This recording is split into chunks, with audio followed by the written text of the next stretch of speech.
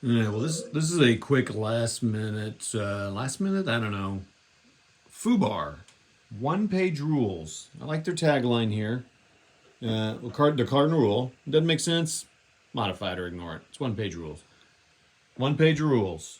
So, got some 20 millimeter or 1/72nd scale, not Airfix, but Italieri things and some other miniature. I hated building that, so it made me think I do not want to mess around with 1/72nd scale stuff.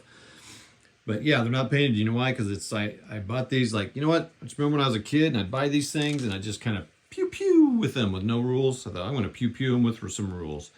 Very basic. So you have a unit, you just build up like 5 guys, whatever, and you roll a dice. You roll initiative. So German, blah blah blah. Whoever wins initiative, they get to go first. British win. I try to activate it. If I roll a, depending on their their activation number, which is based on their seasoned green veteran elite. By the way, Mr. Jeff XX, he's right there. He's listening in. So you can see I had just everyone seasoned, so they had to operate on a 4 plus. And so when I rolled a die, I had to get a 4 plus. You don't know how many times I failed that, but I'm okay with that. I played Blitzkrieg Commander and stuff like that, so I'm used to that. Anyway, once they passed, they could do one of these actions here. I just said the round areas were woods, and so light cover. These buildings were buildings. That's one of the things I had a little bit of an issue with was the firing and cover situation. But again, it's super simple, right? So like moving, I just had to move through the woods. It was not tough to move through them or anything. It's 12 inches, no firing, 6 inches, small arms could fire. So these guys couldn't move and fire. Basically, these guys couldn't move and fire. And I moved them. I allowed them to move like 6 inches or something. You can move that and make it say they can only move it 3 inches. Doesn't matter. So then when they do that, then you do your activation, and when you fire, you roll 1 die per weapon. So like, submachine guns take 3 dice, rifles take 1 die, light machine gun 3 die. They'll have different ranges, but you're shooting at just 1 unit. So then since the Germans were firing on this with all these dice, you roll it, and you use their expertise level. So the seasoned were 5 plus, and that 5 plus is what it takes to hit. But if they're in cover, so like this is a building, this is their cover modifiers. So soft, wooden buildings. So it's +1. So now you need a 6 to hit. That's where I got a little frustrated with it. Well, this is like an old school Todd video, wardrobe video, just moving around, shaking. It's great. So like this would be all misses.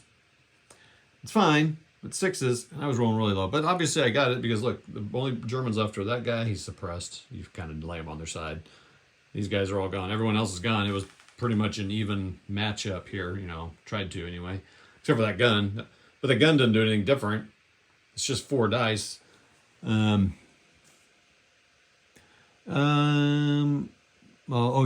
could have maybe ignored cover. That's something you could do. Like tank cannons ignore cover. So there's things you could do to adjust it to make it a little bit more whatever. But there's no penalties to range, so that was kind of nice. So like rifles shoot out to 24 inches.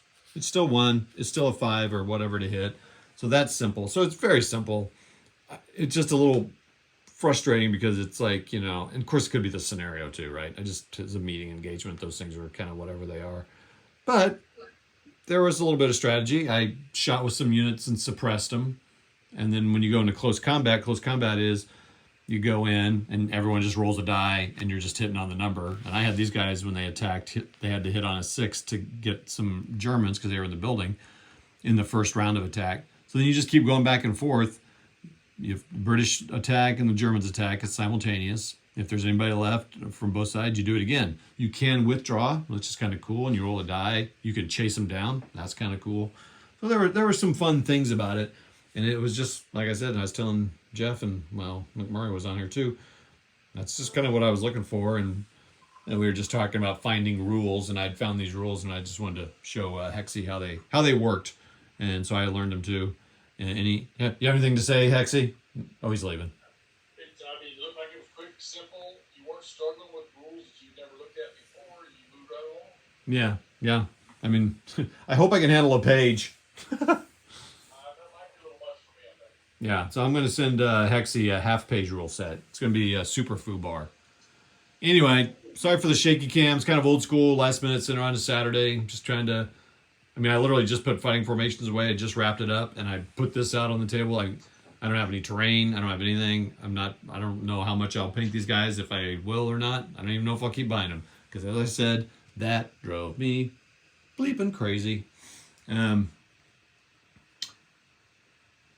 that's that. Fun old times, like playing on the floor when I was a kid, but I don't play on the floor because I'm not a kid, and I'll be like, oh, I can't get up. So I put it in a chair and lay back and rock and all that stuff. Thanks a lot. And that's it for Fubar. We'll see you. Bye.